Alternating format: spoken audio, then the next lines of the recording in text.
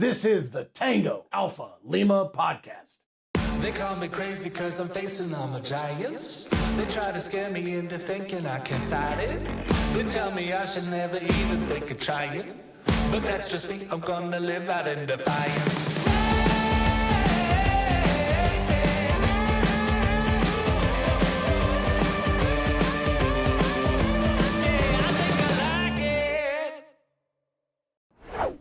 Welcome, Alphas. Thanks for joining us today. We have a great show for you. We'll be chatting with Natalie Schibell. She's a Navy veteran, public health professional, digital health strategist, published author, and speaker. A detailed advocate of service, Natalie's compelling story seamlessly intertwines a dynamic military career with a profound commitment to health and wellness. As the president and founder of both Mission to Commission and Commission to Transition, she provides comprehensive support, resources, and guidance to future military personnel, active duty members, and transitioning veterans at every stage of their journey, including their post-service endeavors. Natalie is dedicated to empowering individuals with the tools and knowledge they need to successfully navigate both military and civilian career paths, helping them build fulfilling and impactful careers. Before Natalie joins us, though, Stacy's got a little Revolutionary War history to share. I remember that war. I'm sure you do, Joe. Bunker Hill. On July 22nd, in the context of the Revolutionary War, marks the Battle of Minisink in 1779, a skirmish between Patriot militia and Iroquois and Loyalist forces. During the Revolutionary War, the Iroquois Confederacy was deeply divided, while most of the member nations of the Mohawk, Onondaga, Cayuga, and Seneca sided with the British. The Oneida and Tuscarora, I hope I said that right, nations supported the American colonists. This split with the Confederacy contributed to the conflict and ultimately had significant consequences for the Iroquois people. Hundreds of years of peaceful coexistence and cooperation between the six nations came to an end as warriors from the different nations fought one another in Revolutionary War battles. Native Americans played a major role in the Revolutionary War, a role that is most often minimized and misunderstood. Including them in the history of the war is crucial to understanding the full story of the founding of the United States. Don't forget, Alphas, the American Legion is actively involved in the upcoming United States semi-quincentennial, also known as America 250, which marks the 250th anniversary of our nation's founding.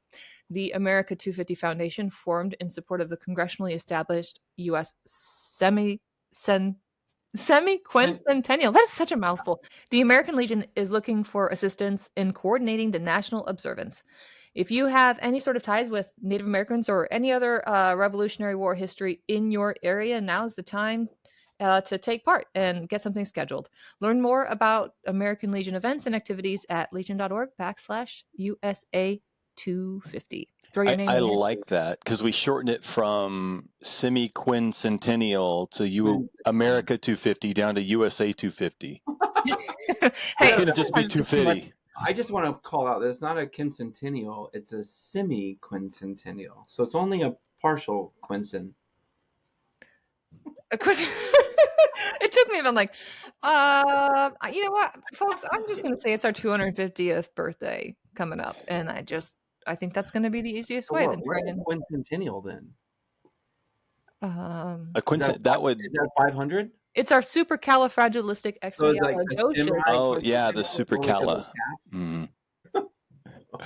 All right, well, now that we've got all that cleared up, Alphas, please stick around. We'll be back with Natalie Schibell after the break. The American Legion is raising awareness about PTSD and veteran suicide by offering hope, camaraderie, and support. Be the one to help end veteran suicide.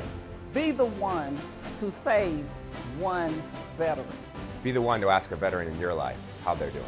Be the one to reach out when a veteran is struggling. Go to betheone.org and help the American Legion end veteran suicide. Will you be the one? Today we're joined by Natalie Schibell. She's a United States Life-Saving Association National Champion Silver Medalist, and she demonstrated resilience as a featured contestant on Season 7 of NBC's American Ninja Warrior Military Special episode. With over 20 years of experience in health and wellness, Natalie earned her American Council on Exercise Certified Health Coach designation in 2008, which seems impossible. You do not look like you did anything in 2008 other than go to high school, and maintain certifications in functional training and corrective exercise. She's also the founder and president of Mission to Commission, a nonprofit dedicated to empowering military and veteran communities to build successful careers. Natalie, welcome to Tango Alpha Lima podcast. We really appreciate having you here today. Thanks for having me, guys. Natalie, welcome to the show, and thank you for your service. I want to kick off our chat by diving into a bit about you personally. Like, where are you from originally? Why did you join the Navy? What's your most memorable military moment? And what led you to what you're doing now? Very, very small, big questions. Oh, yes. Super big questions. How much time we got? All the time not you the need. easy, Yep. not the easiest, most straightforward path. I joined the Navy at the age of 28, but originally started off as a George Washington University midshipman. Loved it, but did it as a volunteer. Why? Because I didn't really know about ROTC until later in the game, and did the summer training program in Quantico, fell in love with it. However, I didn't quite nail down the precise career path that I wanted to go into, and remained unsure by my senior year.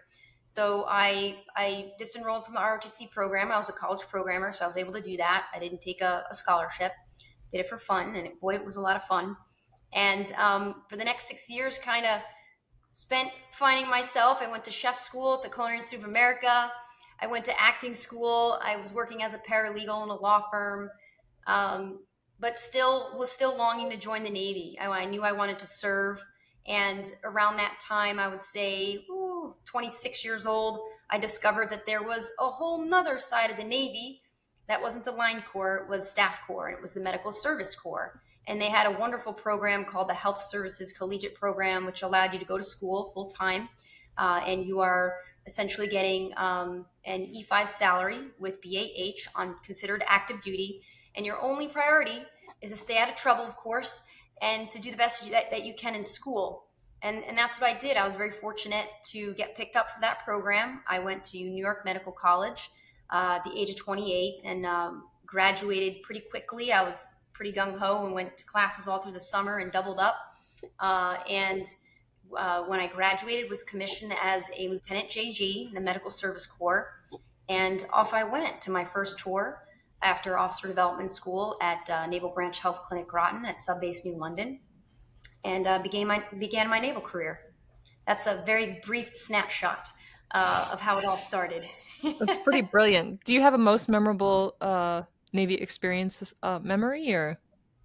I do. There's so many of them, but I guess what stands out is getting to get underway on the USS Virginia, which is a fast attack submarine.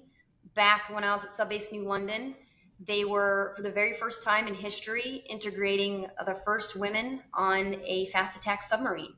The first were a few supply corps officers, and in order to prep the crew, they needed some I will say voluntold individuals to get on the sub.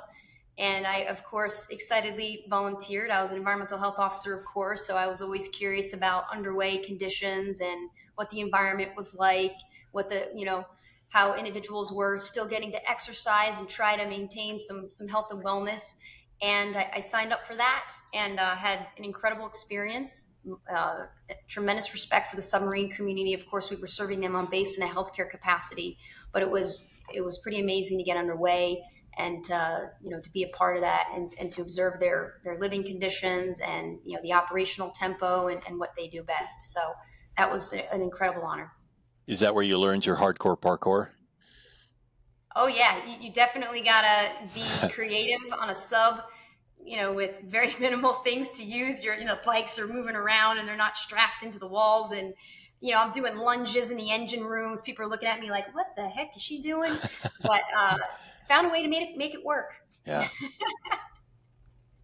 Well, Natalie, you've led thousands, you've shaped billion-dollar programs, and now you're building a path for others through the mission to commission. But I want to ask, before we get into that, when the uniform came off and the command spotlight kind of dimmed, so to speak, what did you kind of learn about yourself and your identity in the process as you're transitioning from military, from your storied career that you had there, and then creating these new pathways outside of the military? And what kind of helped you find peace owning that transition process? Yeah, that's a loaded question, because it certainly didn't happen overnight. When a lot of us leave the military, we think that the hiring managers will come screaming to get us and we'll have no problem. We'll just apply to a job. That tenacity and that success that follows you into the military, and your perseverance will pretty much solve anything. Not so much the case. When I got out, I struggled to get a role, and struggled for quite a bit, for 10 months, and just about everything but gave up. And a friend of mine told me about a special program in the Navy called Canvasser Recruiter, which really excited me because I had an interesting background, as I described, and wanted to help others on their path. And so I took advantage of that opportunity, and I was recalled back to active duty. I wouldn't say it was an unsuccessful transition, but it was an incomplete transition. Perhaps I wasn't quite ready yet to leave the military. There was still some work to be done, and ended up recruiting at what's now called Navy Talent Acquisition Group Empire State. Was the division officer there for recruiting. I oversaw officer enlisted recruiting. I became Recruiter of the Year, Diversity Recruiter of the Year.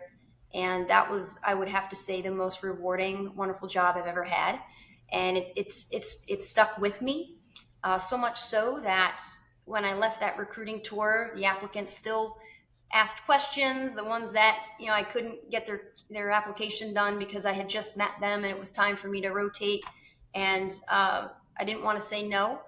And in fact, I was actually called to Navy Recruiting Command headquarters in Millington, Tennessee, and was invited to help with the medical mission in N314, and excitedly took that opportunity, and eventually took over Region 3, which was at the time the newest region of Navy recruiting. And as you can see, another tour ended. That was another 2 years. So now I've spent an additional 4 years on active duty. I was going back into the civilian world again, right? Very excited. All right, I've got 4 more experience. I crushed it in recruiting, led hundreds of people, learned a lot about marketing too, because there's a lot about recruiting that mirrors very well with marketing and the processes and sales enablement. And I struggled to get a job again. You question yourself, you question your decisions. Did I make the right career choices? Did I do something wrong? And in time, you realize that the transition certainly doesn't happen overnight. It's a journey.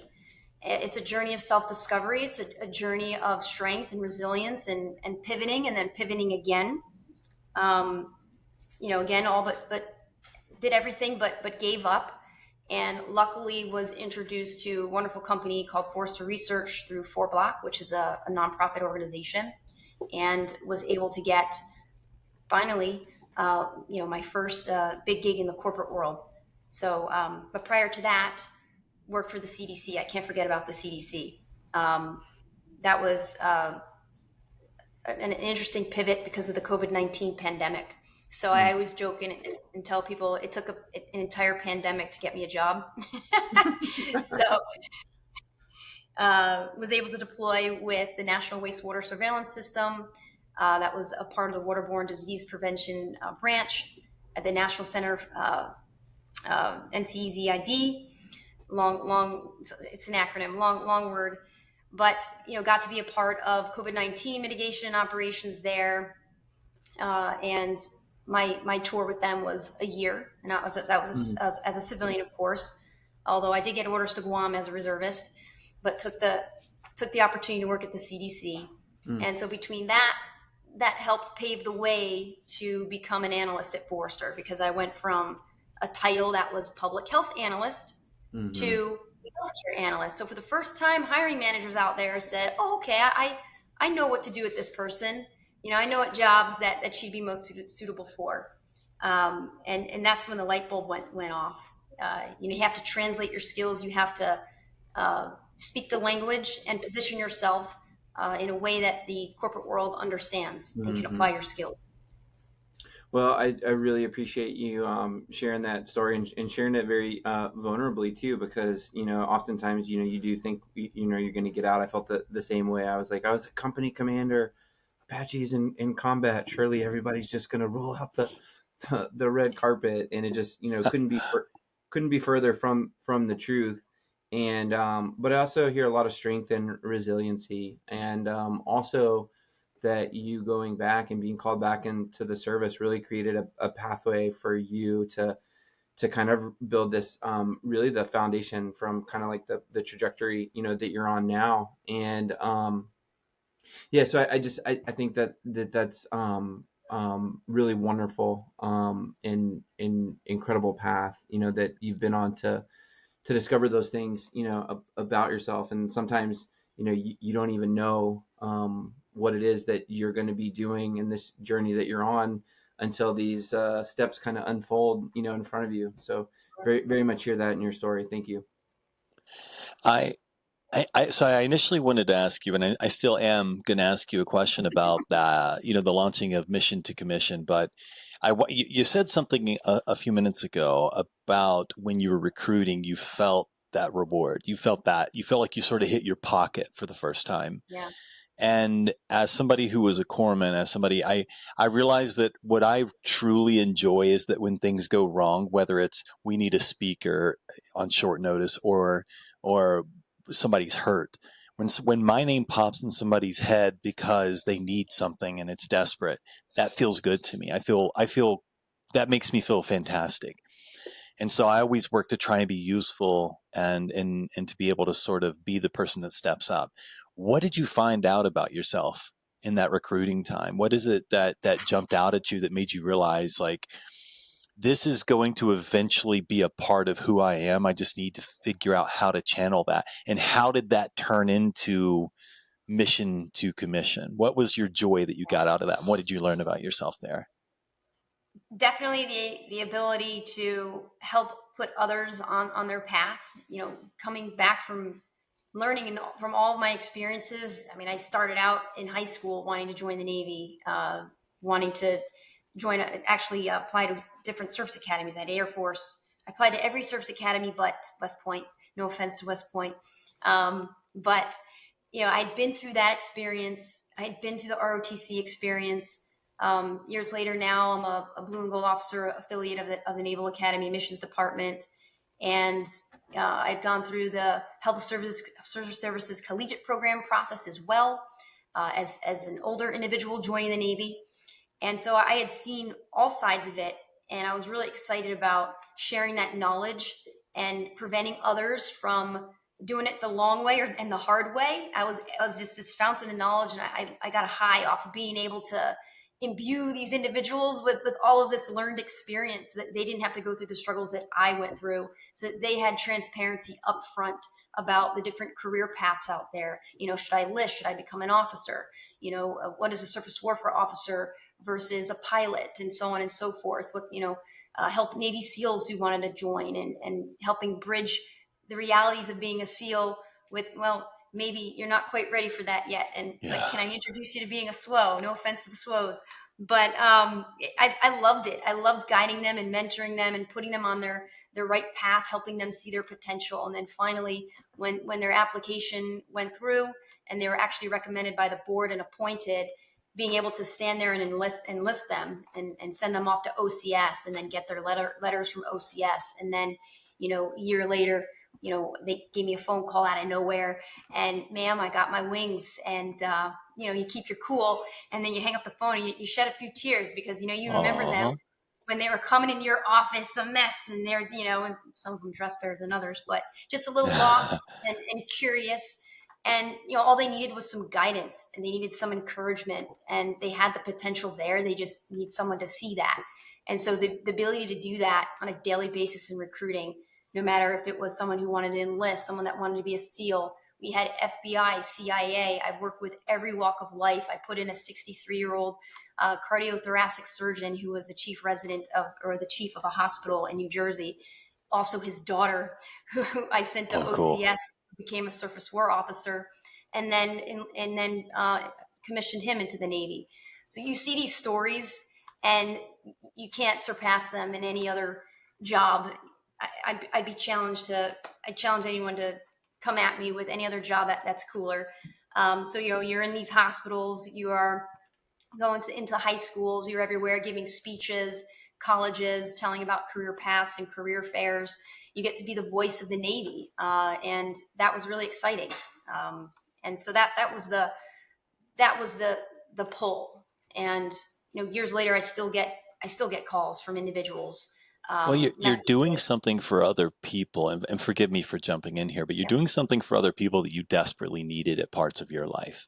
For someone to share with you some of their knowledge and give you that guidance, and you've internalized that, and you said, I can be a part of that solution. I just think that's really great. I like when somebody sees a problem and they work on that instead of just be like, the world sucks. Because it does. We know that. We've all figured that out the hard way.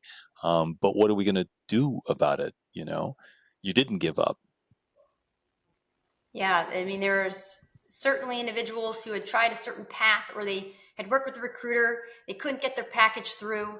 I was able to work with them and finally get them across that finish line. I mean, some of the individuals were just tremendous, and for whatever reason, they had an issue with a waiver, or a recruiter was turning over and they missed the timelines. And I mean, I worked with a few individuals from the FBI that had tried to get into Intel 4 years in a row, and they were over 40, and they're just like, they wouldn't give up.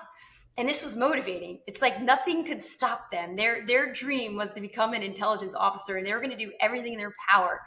And to finally go on the USS Intrepid and commission them, and see their children there and their spouse there, and that big smile on their face. It's like, yep, we did it. And their success is your success. And seeing them go through and get promoted and still be in years later, it's the most rewarding thing you could ever imagine. So I enjoyed it a lot and wanted to continue that.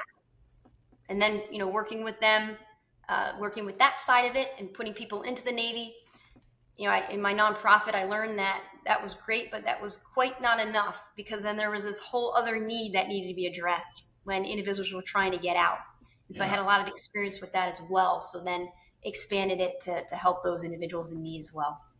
I mean, you got to feel a little responsible. You helped get some of them in. You put them in jail, you get them out. Me and Mike got to get me out. Somebody come get my wings.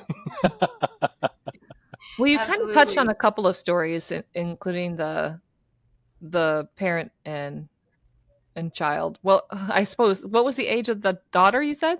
The father-daughter duo? She was about 25. Yeah, okay. Around there. All right. Yep. Had just finished grad school. Yep. So is there a story anecdotally that you could share about, maybe a mentorship or counseling, or somebody a success story perhaps, or maybe one that was a big hurdle for you, the hardships that you were facing or they were facing, and how you overcame those hurdles?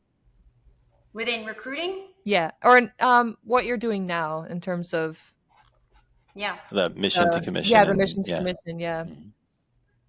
Yeah, I mean, a lot of individuals, whether they're joining or whether they're trying to get back into the civilian sector, this time in the corporate world, I see a common theme, that people only know what they know, and they don't really know what they're getting into, and they don't really know the questions to ask.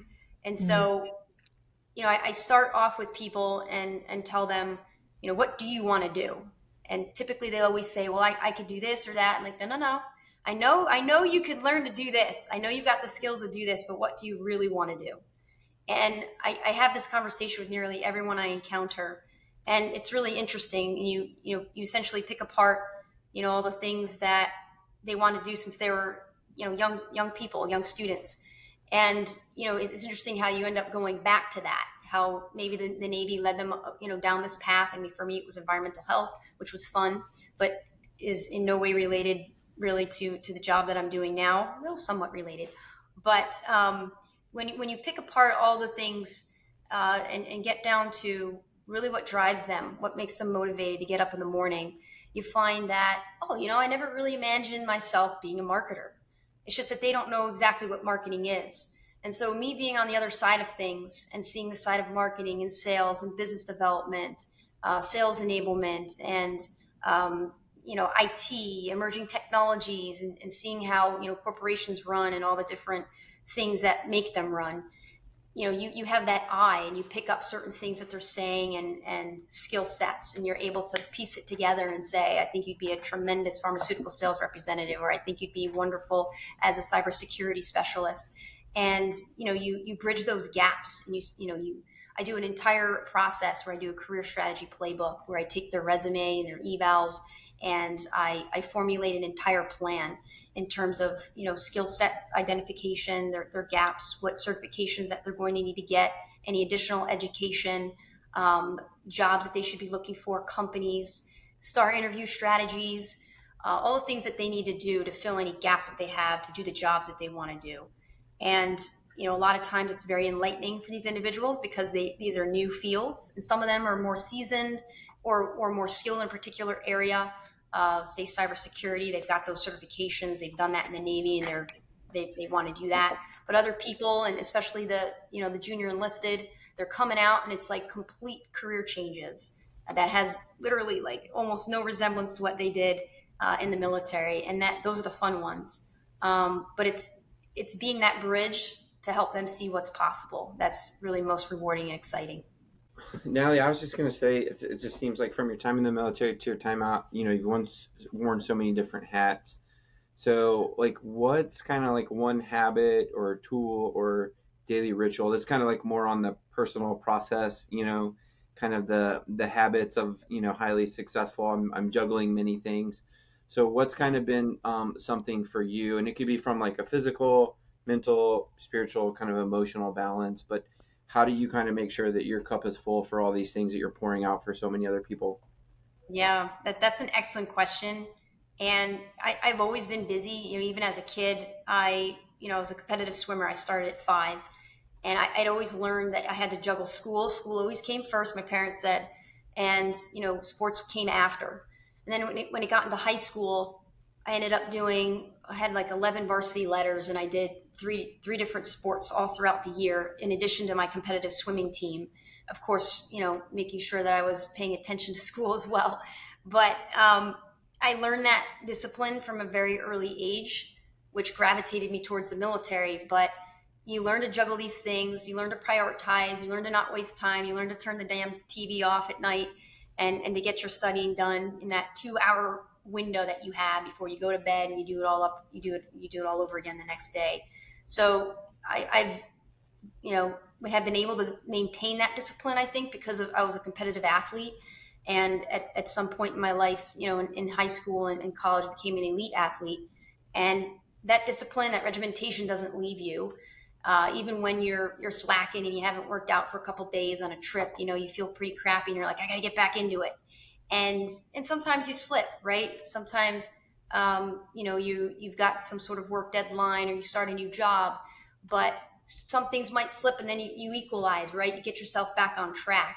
And that type of discipline has stayed with me my entire life. It had to. And it starts when I wake up in the morning. I always make my bed. Yep. I'm channeling Admiral McCraven, but it's a solid theory, right? If you don't make your bed in the morning, there's kind of like this domino effect that happens. And now, the bathroom's a wreck, and then you get to your desk and there's stuff all over your desk. So every day I start with a clean desk, a made bed, my water bottle follows me, stay hydrated. And you just pick up these habits, right? And when you're in charge of your physical environment, everything else falls into place. Now you're able to juggle multiple things. Now you're able to prioritize. But if you don't take care of yourself and your wellness, mm-hmm. and your own physical space, your environment, everything else is going to fall out of place. So I find that if you take a few steps back and you take care of that, it feeds into your career. It feeds into your daily job, how you show up for meetings, how you come across to others, how you do your work, how thorough it is, how comprehensive, it being on time. All those traits go back to that discipline that you curate on a daily basis. As a corpsman, I feel like I should add change your socks to that. Heck yeah, take some There you go. ibuprofen and change your socks. You're good to Or go. in Joe's case, change your sock. Change your sock. That's right. Yeah. Natalie, is this advice that you're able to weave into those that you're giving, career advice? Because it seems like it kind of goes hand in hand. And, they're also obviously coming out of military, so discipline, in the rigor in their schedule and daily routines is, something that's very familiar to them. So do you either like find yourself interjecting, or is this actually even like a part of like more end-to-end holistic, career transition, or like what's kind of your thought and personal perspective on that? Yeah, usually a lot of individuals don't realize how important that is. So we spend most of the time on career discovery, but over the long term, and my background's public health, and in part, public health and wellness, and making sure that you're, staying physically fit and active. I'm also a cook, a trained chef, so that's part of it as well, your nutrition. And so that's actually something I'm expanding into, and I want to stress even more. As soon as I can kind of get through the massive urgent things, which is the career transition and getting that all squared away. And then once you've got that job and you've got health insurance and all those good things, now we can take a closer look and look at your daily life and what your goals are. And a lot of individuals, they do get out of shape when they leave the military, right? You don't have that PRT that you have to take every 6 months or a year. Things fall through the cracks. You don't have the discipline as much, if you're not, held to those standards. So that's something that I want to actually add and focus more on in my nonprofit as well, to make sure that individuals are taking Joe's care got of a question themselves. for you, and I just want to say I just respect you and encourage you so much for doing that.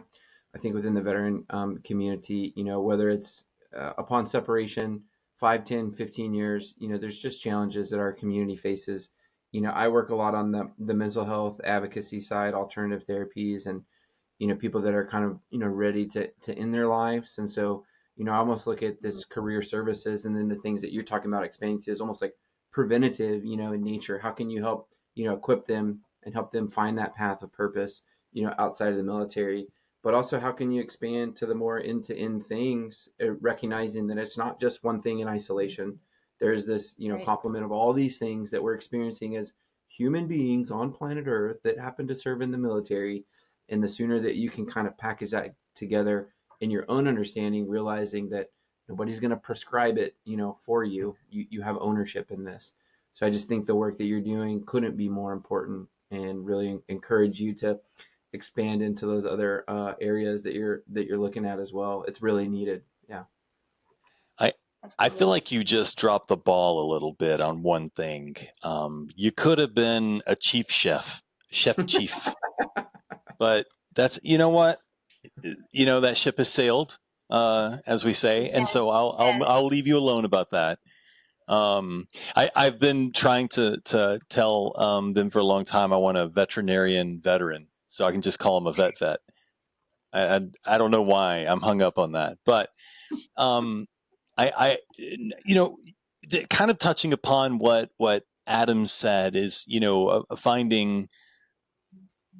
finding a balance of holding yourself together, because when people start to rely on you, it feels incredible, but then you realize that's a weight.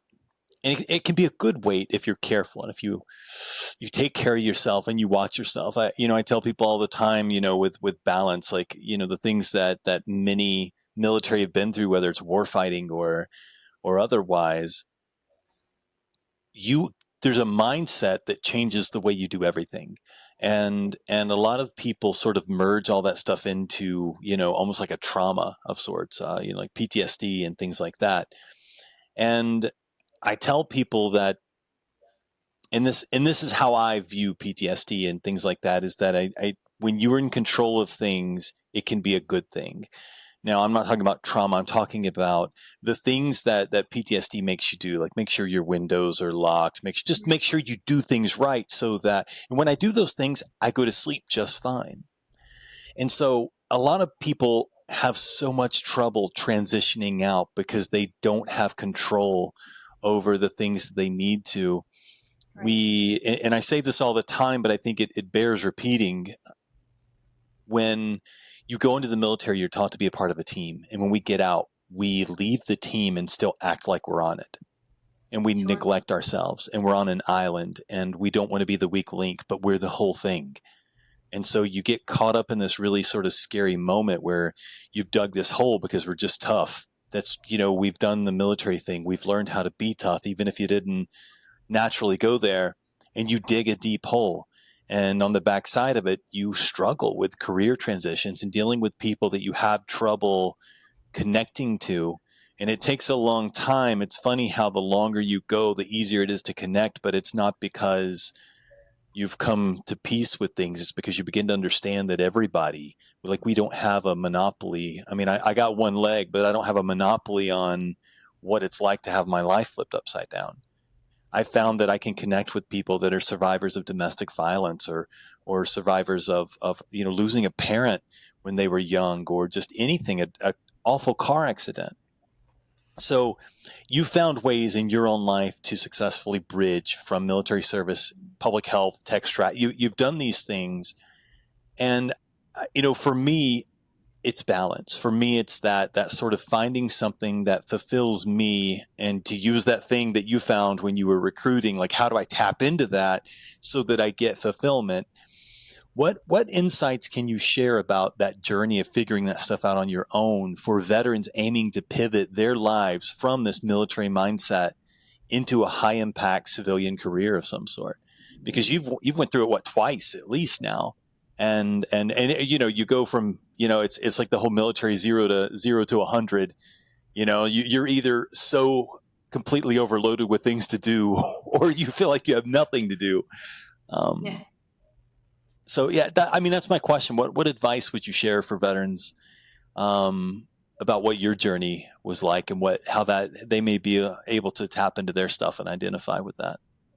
Yeah, you touched on a lot of key points. When you come out of the military, you have a lot of questions. You leave that disciplined environment, that team-oriented culture, and an organization that's so steeped in tradition.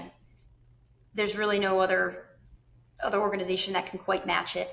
And you feel a little lost. There's a sense of grieving of sorts when you leave. And a lot of individuals don't know how to deal with that. I certainly didn't know how to deal with it well.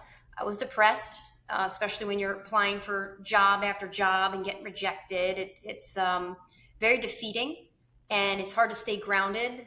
And if you're not careful, you slip into, first thing is you stop working out, you stop getting up every morning and showering. And I know I'm getting gross.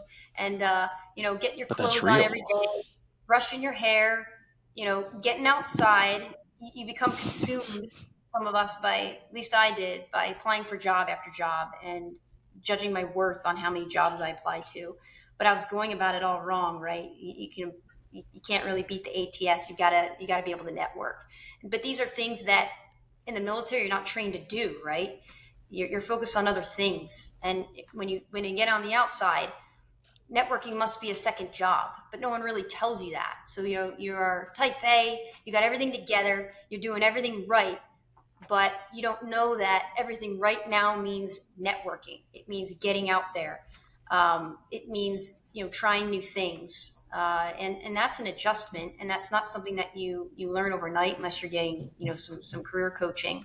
So it could be very dangerous for a lot of individuals when they get out. If they fall into this path, they're unemployed.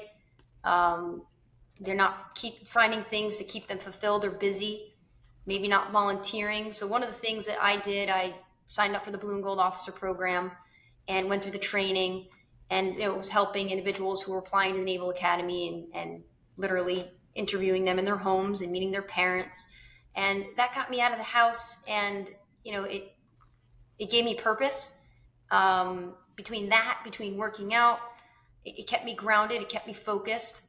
Talking to your friends, certainly don't lose touch with them, especially, individuals that you served with, can help you a lot, but also make new friends. And sometimes it's hard for us to do that. We feel disconnected. We feel like people don't understand us. And there certainly is quite an adjustment period that's going on, and it affects your personal relationships. Not going to lie, and they may or may not have served, or they might not be able to identify with what you're going through.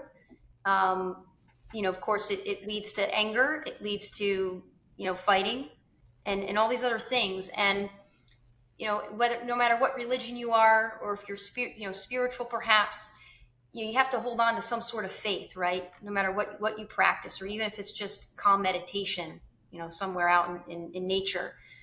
You forget those things when you're sitting there applying for jobs and you're feeling defeated and you're feeling worthless.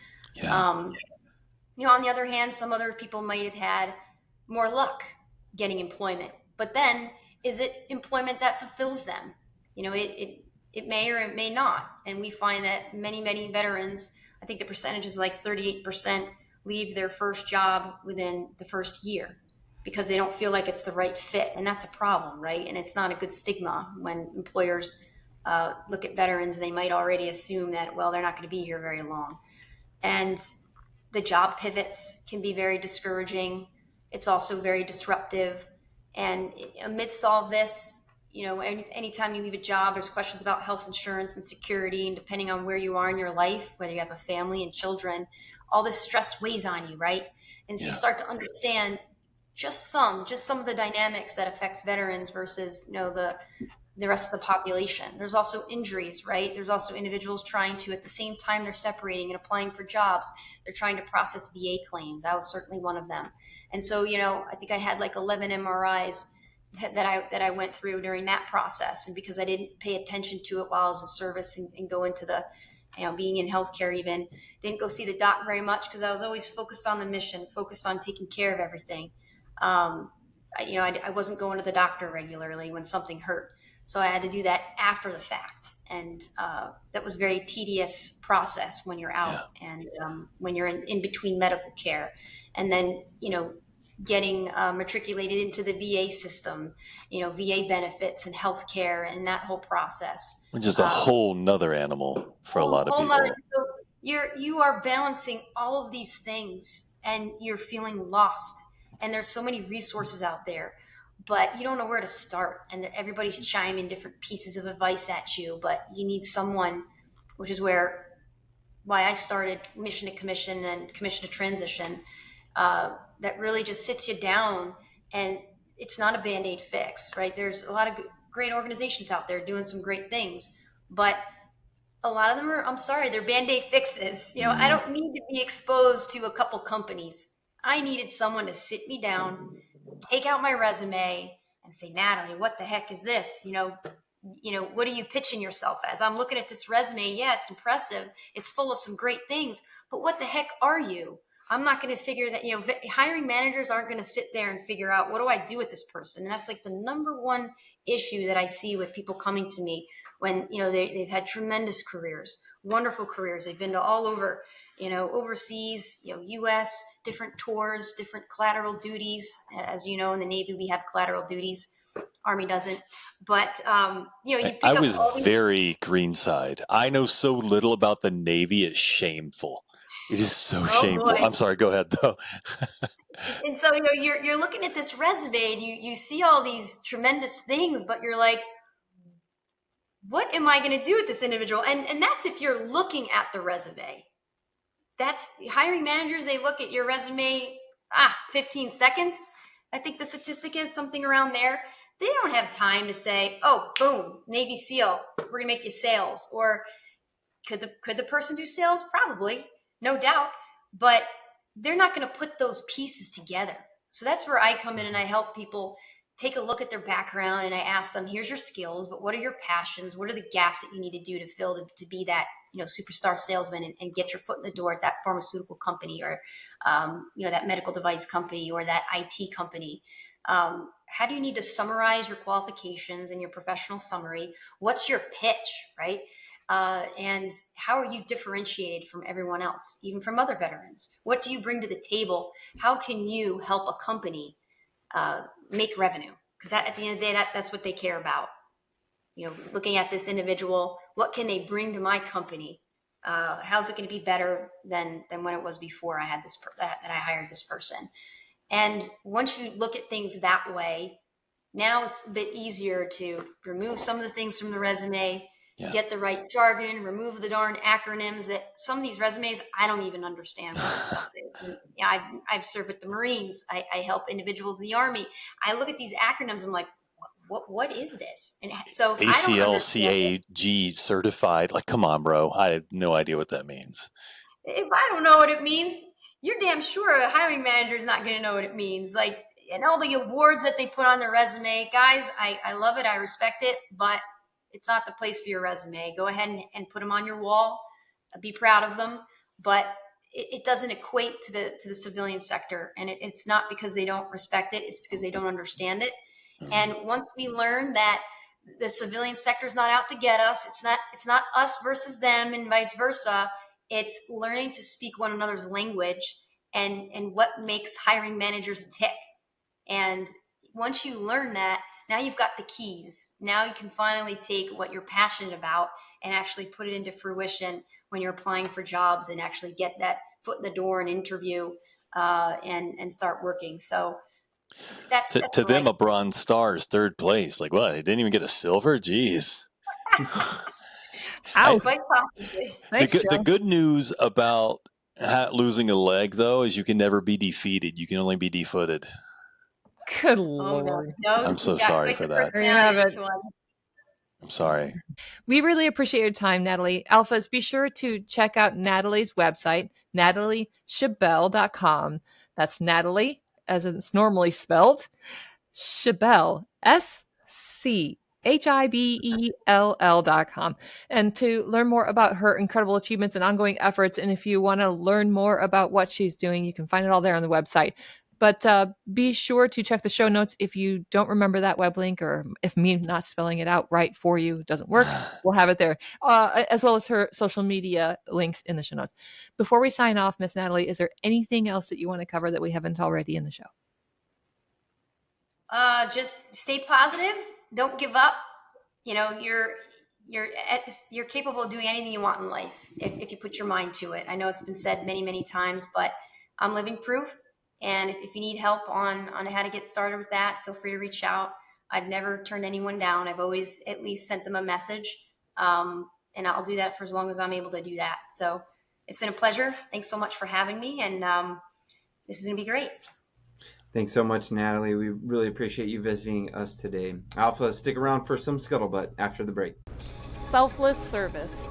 The American Legion celebrates all who contribute to something larger than themselves, and inspires others to serve and strengthen America.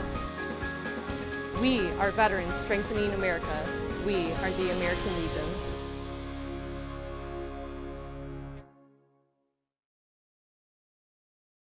Okay, Alphas, we're back, and we weren't laughing while you were gone. We hope we you had a would great never break. leave Now you out of a joke. Time for Stacy's scuttlebutt. My scuttlebutt. I got your scuttlebutt, Adam.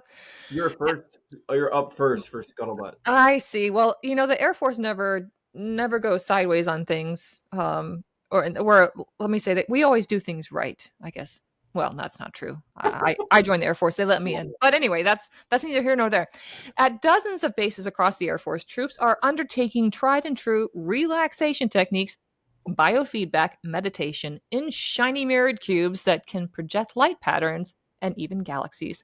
The experience, as one researcher put it, is more like a Disney ride than a studio or clinical office. This is Lumena MindGyms, a flashy new curriculum-based therapeutic tool that's taken the Air Force by storm. What kind of storm, though? More than 24 A brainstorm. MindGyms have been installed at base fitness centers and support facilities for about $100,000 a piece. Thanks, Air Force. So what's 24 times $100,000? And they wonder why we do cuts. But mental health, you can never have enough of that. And apparently this is working. So MindGym just started its first installations outside the continental U.S. in Kuwait and Turkey earlier this year.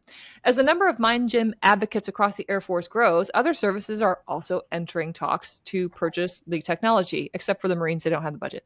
It's a lot of flash and glitz to deliver relaxation and stressed out service members, but the number of passionate advocates for MindGym in the military is growing, and some argue that the attention it's getting from troops who might otherwise avoid meditation and distressing techniques might make it worth every penny. And that's the most important part.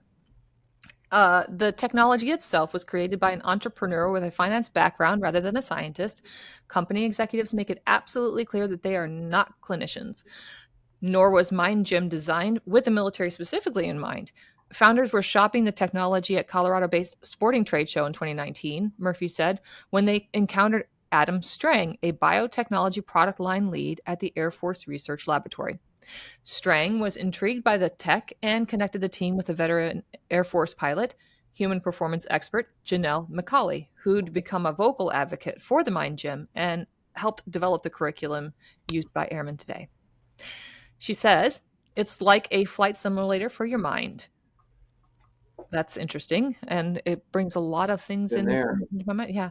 By 2022, a seed fund grant had enabled the installation for the first MindGym at Hill Air Force Base in Utah, complete with a clinically validated curriculum and wearable components that measured brain activity and heart rate. The first users were explosive ordnance disposal technicians from Hill, and they had some of the best evidence for effectiveness of the MindGym. That's a good control group. I just want to add, that's a really strong, I mean, I don't even have a joke. That's a really strong control group right there.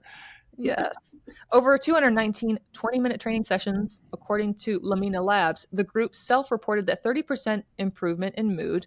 The biodata receptors documented 16.2% reduction in stress indicators, while 61% of the users said their stress management capabilities improved. Sleep quality also improved for 15% of the users. Many of the group reported stronger focus during the weighted airman performance systems. Oh, God, that testing sucks. WAPS, the program that determines promotions for staff sergeants, which I've taken before, tech sergeants. For all you non-Air Force folks, that's an E5 and an E6. They also cited decreased incidents of road rage. Hello, Joe. That's all you. And across the broad improvements in their marital relations. That's interesting. Gym workouts, and even their golf scores. There you go, Adam. Improve your golf scores with the MindGym. Wait, higher golf scores is bad, right? I don't know. I don't know. I scored a 43 on a par 9. It doesn't say higher golf scores. It just says improved their golf scores. While follow-up studies have not been conducted, the feedback appears to demonstrate how even a small amount of therapeutic attention to the brain and the mental resilience of service members under stress can make a significant difference. Strang at the Air Force Research Lab told Military Times in an interview that MindGym compared favorably to the sensory deprivation float tanks, popular for promoting relaxation and stress reduction. Float tanks are messy and maintenance is challenging, Strang said, adding that it was never clear to him if the atmosphere of the tank or the opportunity to take a nap in it made the most difference to his mental health. I hopped into MindGym and it didn't feel like a waterless float tank to me at all. It felt like a psychedelic experience. Hey, Adam, there you go. Strang emphasized that MindGym is not a panacea for mental health or resilience, but said boosting cognition and reducing stress, particularly in a next frontier warfare environment where troops are joining a real fight from their desks and drone pilots or Space Force satellite operators, was worth the dedicated investment. They are $100,000 cubes. I think the last time I checked, he said. Let's say to facilitate relaxation and recovery across 100 people by 10%. What's the operational impact of that? I don't know. Well, that's interesting that you would have to ask a rhetorical question like that. But what happens if one person who is flying an F-35 sits in that cockpit and, because of these interventions, prevents a mishap of a $60 million aircraft? true story. Would that be worth it? Probably. Joe, Adam, what do you think? I just want to say that I have said since I watched the first episode that 10 Forward showed up in Star Trek that my entire life would be improved by being able to look out a window and see a galaxy or like stars, or like being able to see space out of a window would make my entire life better. And if that's what they've got, I think I need one. You think they could spare one for us? Well, I mean, what's 100K between friends? But I don't really understand what the experience is like. It's got reflective interiors. At the Lumen website, it looks really cool. Yeah. So I mean, I would love to experience it. I'd love to experience it for myself. And I think where you can get like real time, diagnostics, of brain and heart and biometrics. Yeah. Can we try this thing out for real? Let's see if we can get them at the Legion convention in Tampa. Yeah, and then if you're being able to put like inputs in and then get like real time feedback and then see like a quantitative improvement like based off whatever the environment is, so it's kind of like a flight simulator for your mind. That's for your mind. Yeah, that's definitely like a psychedelic experience. I don't know how mobile these things are, but man, you want to get support behind something, have something show up at one of the national conventions or something like that. Again, not knowing how mobile these things are. I mean, they could be like rooms set up with wires everywhere, but well, what's happening is whatever it is, I can guarantee you it's putting a break in your fight or flight stressors so that your nervous system can stop producing the stress hormones that lead to the depletion of how you feel and all the symptomology, that you're feeling. And then if they can do it in like a fun and engaging way where you're also getting like baseline data and then like performance like over time, this is the way that the entire healthcare industry is going. So this is like the future of healthcare. This is the future of well care. So I think it's absolutely cool. And I didn't even know about these guys. So like, I'm really excited to dig in and learn more. Well, make note of that. And Holly, super producer, we're giving you a shout out to see if we can get one of these pods, which from what I can tell from the website, it looks like the kind of pods you see around for mothers who are breastfeeding, like one of those quiet type of pod things. But it obviously does have power and stuff like that. But we'll see. MindGyms. I just want to circle around to the accusation of road rage. I was not convicted. No. Well, Joe, you'd be happy to know that as the Air Force continues to install MindGyms, the company has recently had more conversations with Navy officials, even demonstrating that MindGym at the Sea, Air, Space Naval Trade Show earlier this year. Murphy said that he valued the technology, particularly in the submarine community, where the stress and operational tempos are high. There are now 32 different sessions a service member can select in the MindGym. A grant last year enabled the recent development and deployment of the stroboscopic light therapy protocol that is supposed to promote higher theta brainwave states, enabling reduced stress in high-intensity situations. So, more to come. You think it would work better than going outside last night and howling at the moon for an hour and a half and getting the cops called on me by my neighbors, hypothetically speaking? It sounds like you might have been streaking across your front lawn, my friend. I'm the slowest streaker ever. I'm more of a... There's not a nice word to say there. I'll stop. You lumbered across your yard. Lumbered. All right. Gimped. Joe, what do you got for Scuttlebutt? So the U.S. military, you may have heard of it. Who's that now? Kind of a big deal.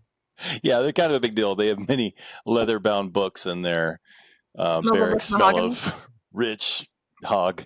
The U.S. military may be a professional warfighting organization, but it's also filled with people. People like you and me and even pilots like Adam. But people can be stupid. I don't know if you've I've had a moment or two. Is that your bridge from me and pilots to stupid people? No. Thankfully, pilots are generally pretty smart. I think that I don't think they're like, what do you get on his ASVAB 17? He's perfect. That's why they have maps. It's like topographical maps because they can't read. It's just, My favorite is the movie Pushing Tim with John Cusack. He's an air traffic controller, and they're like, "What are you, a pilot?" And he's like, "Oh yeah, I'm a pilot. Oh, where am I? Oh, I can't fly. I'm a pilot." I think it's you want people that don't overthink, and the best way to do that is to find people who can't think. Just That's push right. the All you can do is autopilot and refuel. go. All you're really doing is taking off and landing. Let's be serious. There's the box. There's me inside the box. That's it. Keep this thing away from the green down below. You're good. But last week, Task and Purpose put out a call for readers to share the dumbest moments they had in uniform, and they're not disappointed. From drunken samurai sword fights to bored forklift drivers. Why don't you put the swords on the forklift? Anyway, a clear theme emerged. I spent too much time with Marines. Boredom is one step away from a chewing out by the nearest platoon sergeant. Or sergeant, if you're Army. Sergeant. Sergeant. The best example of the story is one Marine veteran named Mike Betts sent us about the time he and his buddies got drunk on salty dogs, a cocktail of gin and vodka and grapefruit juice. That doesn't even sound good. How's his liver? What liver? No grape juice? He lost his liver in Vietnam. So one of the Marines pulled out a cheap samurai sword he got in Japan, Betts recalled. Our reader then took the sword out and, as one does while inebriated, commenced my best samurai impression, slashing at anything and everything in the hooch.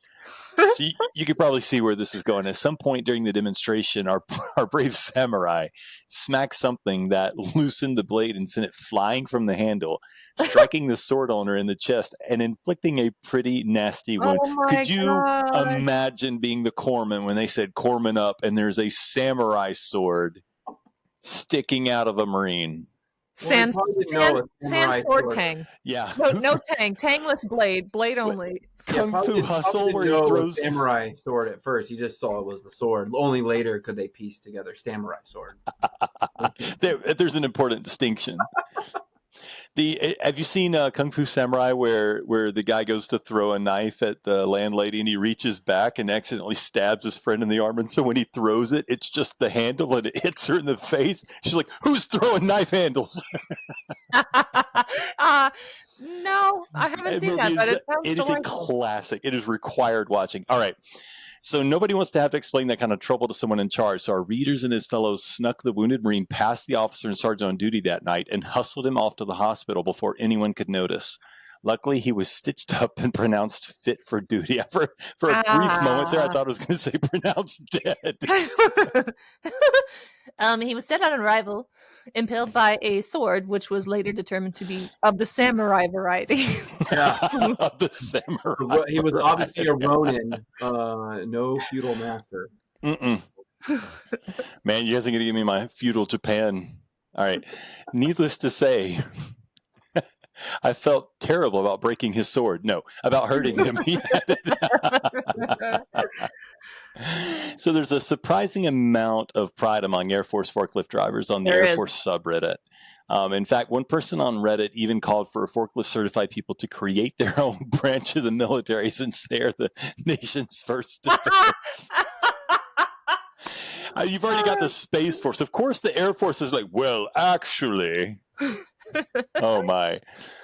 So I personally don't have any problem whatsoever creating a U.S. Force, but I think they probably need to workshop the name a little bit, you know? The lifters. How about, I think Spork Force. Much better. Oh, if you do it under the Space Force. It could definitely be a you're going to need space forklifts. I think fork is just, it's too one-dimensional. When you do spork, it opens the horizons to a lot more. Oh, yeah. Yeah, it's like a spoon and a fork, but like spiritually. Yes. Okay, moving on. But even their essential work has its silly moments, the Fork Force. For example, one reader named Henry Hahn told Task and Purpose about how he and his buddies at Dyess Air Force Base in Texas Shout out. I've never been there. Would pull a person in an office chair with a water ski tow rope and a forklift around the warehouse. That sounds freaking awesome. That does sound fun. Forklift driver. Yeah. Dyess is known for its B-1B Lancer bombers, which can carry 75,000 pounds of bombs and fly at speeds of up to 900 miles per hour. That is 899 miles faster than I can walk. Quick little story on a B-1 Lancer. One time we were training at Fort Irwin, California National Training Center. Flight of 4 Apaches, too high, too low, and a B-1 Lancer came and split the formation he navigated off his safe route a little bit too much, and we know he was going about like 400 to 600 miles an hour because his wings were swept back, and it was one of the most terrifying things that we've ever experienced. Yeah. Did you get B1? Thanks for that. You got buzzed by a B1. And we went back and reported, and he's like, "No, I wasn't off the line. You didn't see me." Whoa! Ah! You flew through the service. You snitched? Wow. We didn't want to die, Joe, or other people to die. You were But so hold on, Adam. selfish. But did you die? That's the biggest question. Did you Yeah, die? spiritually, I did. You did not. You just Seriously? pooped. Are we You back on the just pooped your spiritual thing? freaking If I light died suit. or That's not, I all. did die a little bit that day. You pooped your Neomex pants and What that's is about it. what Actually, I you know? was Was the it low aircraft, but I was fine the whole time. It was the high aircraft that puked their pants. Princess Bride where she says, "I died that day"? All right, I'm done quoting. All right. You don't know if we're in an alternate reality.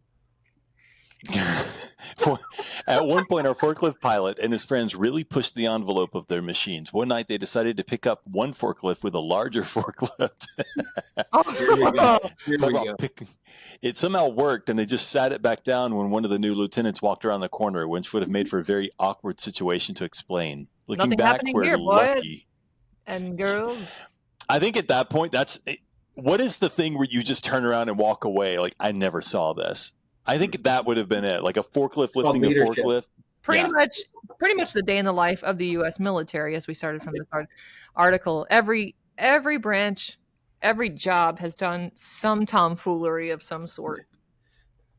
And I'm here for it. I'm here for it in a big way. You got to have fun. And besides, this is what happens when you hire 18-year-olds exclusively and you put them in charge of millions of dollars of equipment. But Take these wonderful forklifts.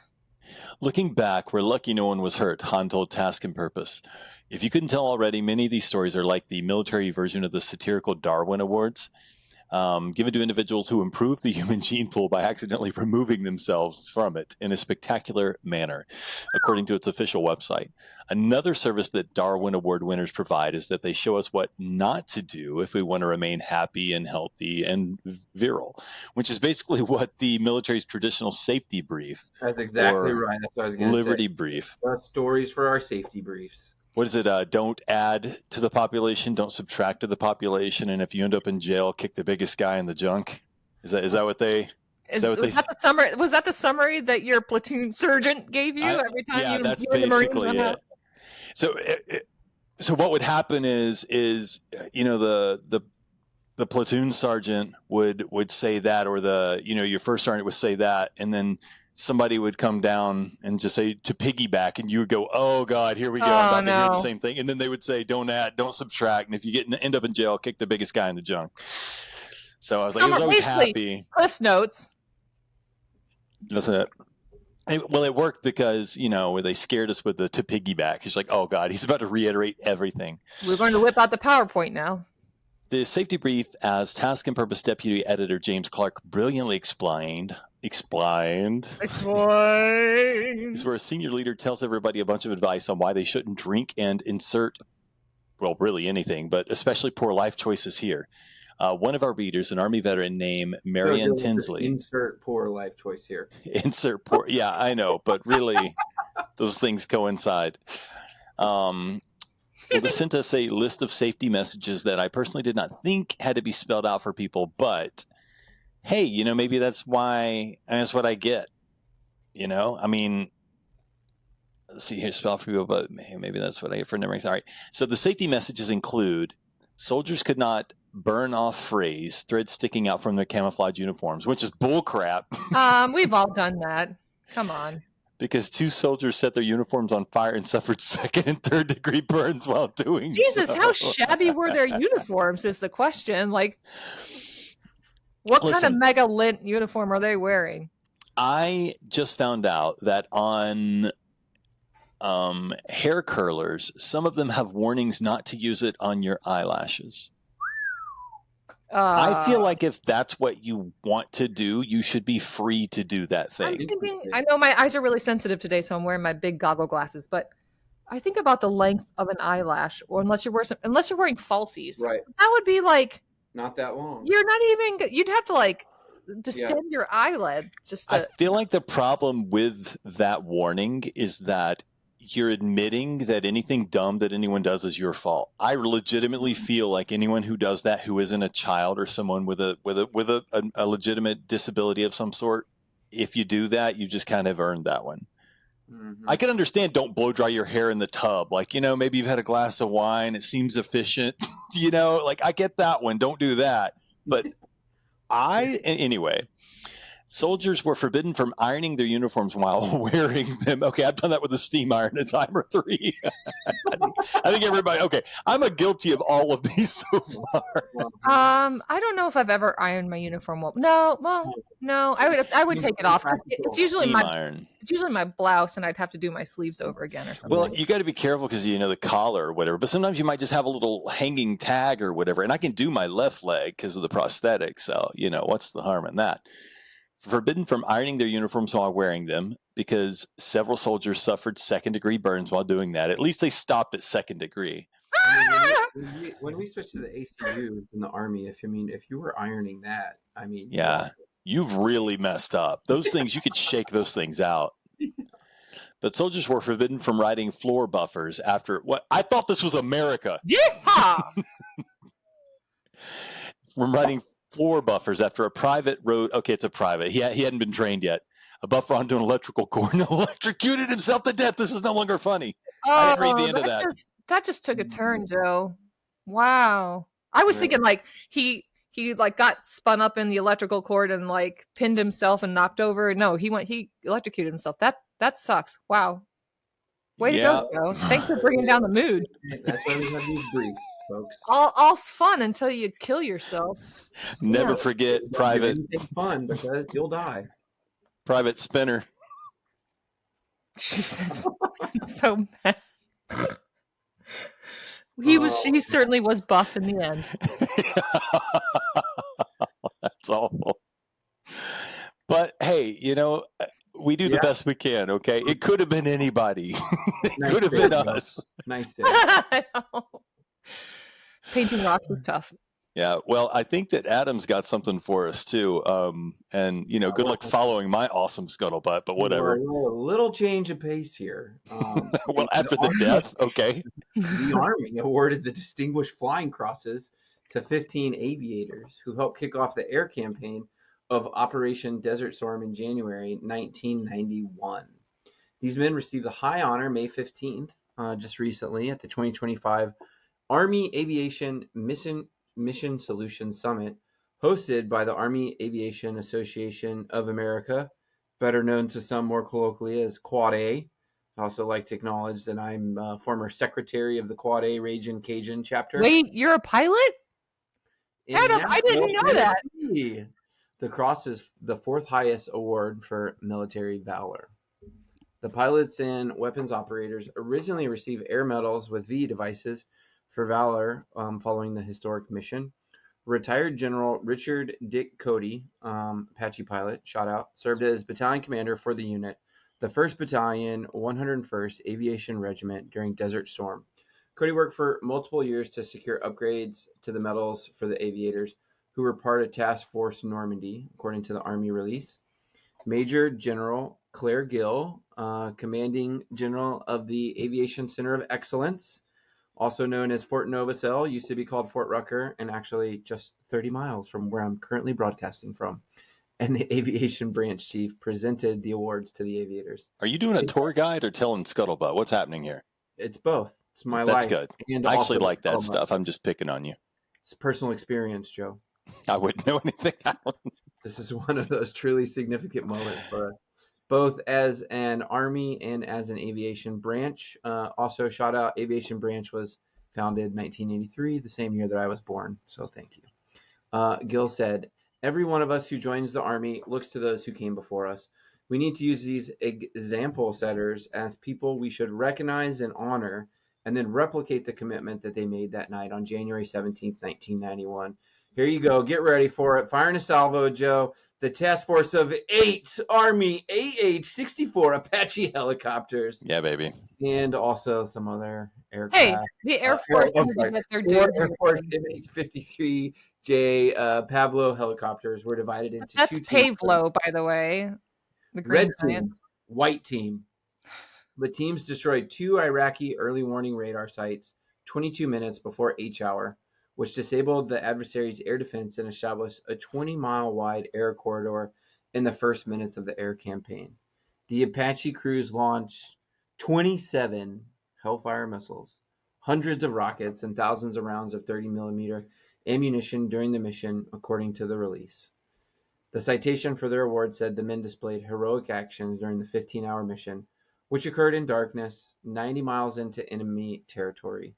The 8 crews of Task Force Normandy fired the first shots of Desert Storm, leading to the destruction of the Iraqi radar and ground control sites, and officially kickstarted the Allied air campaign. The citation reads. What does the Air Force say? Or did they ever get excited about anything? Because like in the Army, it's UWA, and in or whatever, and then the Marines, it's URA. What does the Air Force say? We had to put an H in front of it because we're extra like that. Hoorah! Hoorah! Hoorah! Pipitria, where's my tea? Charles, come here, please.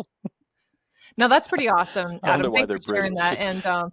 And sometimes it takes a while for folks to get acknowledged at the level that they deserve, but I'm glad it finally happened. And obviously, they put their lives on the line to punch in during that conflict, and that takes a lot of grit. So well, growing up as an Apache pilot, this mission was well known. All the details of it, the folks involved, and to fire that many missiles, rockets, and 30 in combat, it's kind of the goal of every Apache pilot. So to be on this mission set, to be kind of like the first in and pave the way for the follow-on forces, it doesn't get any better than that. General Cody, very storied career, 4-star general, I believe the highest ranking Apache pilot ever. It was always a big deal when he would come down to Fort Rucker, and even all the way up to his 4-star retirement. I believe he flew his last flight with his son, which I believe he had 2 sons.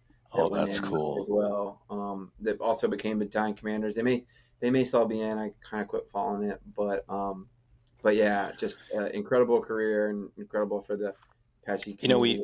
It's really cool to see him continue to fight for them and what they did, and be able to honor them in this very unique and kind of special mission. So it's really cool to see. We pick on you a little bit about the pilot thing, but I think it's really cool. I hadn't never noticed.